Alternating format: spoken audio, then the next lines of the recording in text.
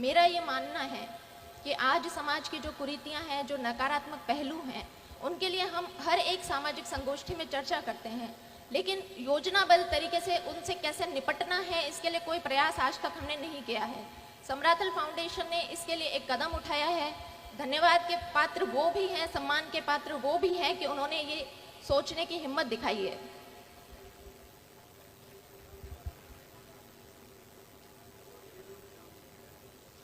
मैं आशा करती हूँ, जैसा अभी स्टेज से अनाउंसमेंट हुआ, कि जिन बच्चों ने अभी प्रतिभा खोज परीक्षा दी है वो इस पंडाल में मौजूद हैं, और अगर यहाँ मौजूद नहीं है तो वो यूट्यूब या अन्य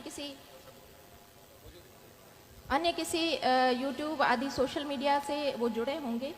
तो आज आप सभी बच्चे ज़िंदगी के ऐसे मोड़ पर खड़े हैं जहाँ आपके सामने बहुत सारी चुनौतियाँ, संघर्ष आने वाले हैं।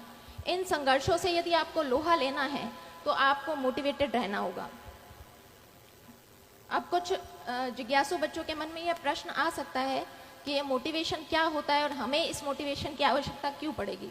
तो मोटिवेशन होता है किसी व्यक्ति का लक्ष्योन्मुखी व्यवहार है, उसे ऊर्जान्वित करना, उसे सक्रिय करना मोटिवेशन होता है। तो क्या ये मोटिवेशनल स्पीचेस सुन के आप सेल्फ मोटिवेटेड हो जाएंगे? बिल्कुल होंगे, लेकिन आने वाले सिर्फ 24 और 48 घंटों के लिए होंगे। तो जिस प्रकार से हमारे शरीर में किसी तत्व की कमी हो जाती है, हमें उसके लिए सप्लीमेंट्स लेने पड़ते हैं।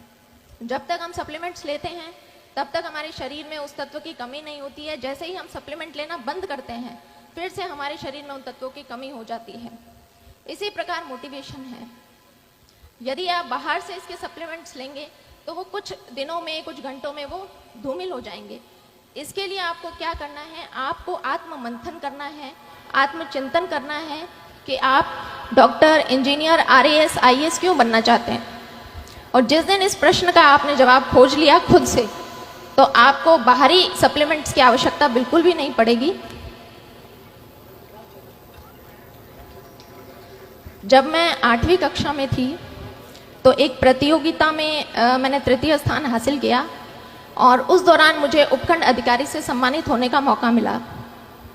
जब उपखंड अधिकारी की गाड़ी हमारे स्कूल के प्रांगण में आई तो उस गाड़ी पर लगी बत्ती को देखकर मेरा बाल मन सम्मोहित हुआ था।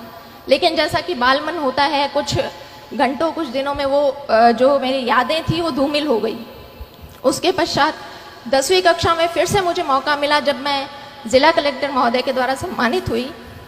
उस वक्त मैंने तय किया कि इस पद में, इस पोस्ट में कुछ तो है कि इसका इतना मान और इतना सम्मान होता है। लेकिन फिर वही चीज़ें हुई कि मैं उन चीज़ों को भूल गई। 10वीं परीक्षा के बाद जब ऐच्छिक विषय चयन का प्रश्न खड़ा होता है, उस वक्त मेरी कुछ सहेलियों ने कहा कि हम तो मैथमेटिक्स, साइंस लेंगे और इंजीनियरिंग करेंगे। उनकी बातें सुनकर मैं भी अपने घर गई और पारिवारिक मंच से मैंने भी ऐलान कर दिया कि मुझे इंजीनियर बनना है। उस वक्त बहुत सारे प्रश्न आए कि लड़की इंजीनियरिंग करके क्या करेगी, लड़की को इंजीनियरिंग करवाने का क्या फ़ायदा है। लेकिन वहाँ मैं धन्यवाद देना चाहूँगी अपने पिता को, जो ढाल बनकर मेरे सामने खड़े रहे और मेरे इस निर्णय का पूरा उन्होंने सम्मान किया और मुझे इंजीनियरिंग की पढ़ाई पूरी करवाई। इंजीनियरिंग की पढ़ाई 4 साल पूरी करने के बाद मैं फिर से एक ऐसे बिंदु पर खड़ी थी जहाँ से बहुत सारे रास्ते निकल रहे थे, और उन रास्तों में से मुझे किसी एक रास्ते का चयन करना था। कोई विशेष गाइडेंस, मार्गदर्शन तो मेरे पास नहीं था, लेकिन परिवारजनों से विचार विमर्श किया और तय किया कि बैंक की काफ़ी भर्तियां खुली हुई है और मुझे बैंक का एग्ज़ाम देना चाहिए। इस एग्ज़ाम तैयारी के दौर में कास्ट सर्टिफिकेट के लिए मुझे फिर से उपखंड अधिकारी के कार्यालय में जाने का मौका मिला। उस दिन उनके कार्यालय के बाहर भीड़ को देखकर फिर से एक बार मुझे लगा कि इस पोस्ट के लिए मैं ट्राई कर सकती हूँ। घर आकर मैंने दबी आवाज़ में अपने पिता से पूछा कि उपखंड अधिकारी बनने के लिए मुझे क्या करना होगा।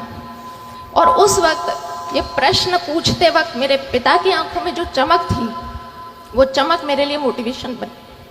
बाद में पता चला कि मेरे पिताजी ने भी अपनी युवावस्था में इन परीक्षाओं की तैयारी की थी, लेकिन वो सफल नहीं हो पाए। तो मैंने तय कर लिया कि मुझे इस परीक्षा को देना है और इसमें सफल भी होना है।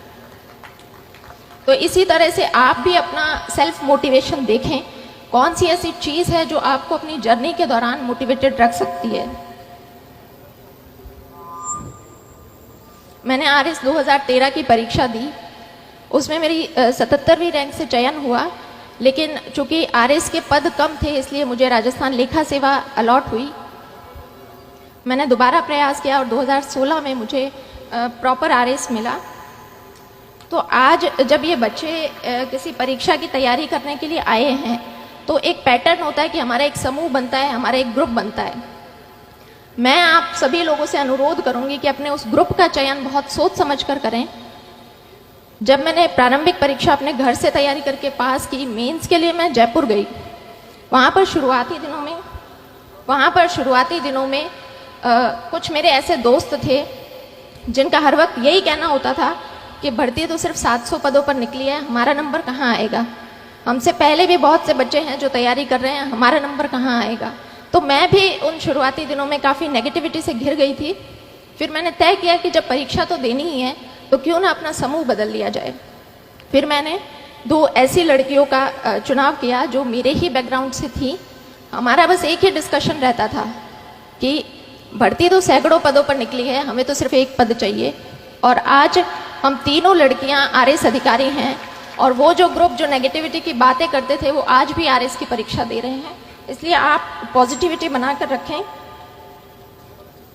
मैं अपनी बात को कंक्लूड करना चाहूँगी कि यदि आपने सोच ही लिया है कि आपको रणभूमि में उतरने का आपने मानस बना ही लिया है तो आपकी तैयारी ऐसी होनी चाहिए कि प्रश्न पत्र में किसी भी प्रकार की गुगली डाली जाए, आप नॉट आउट वहाँ पर डटे रहें।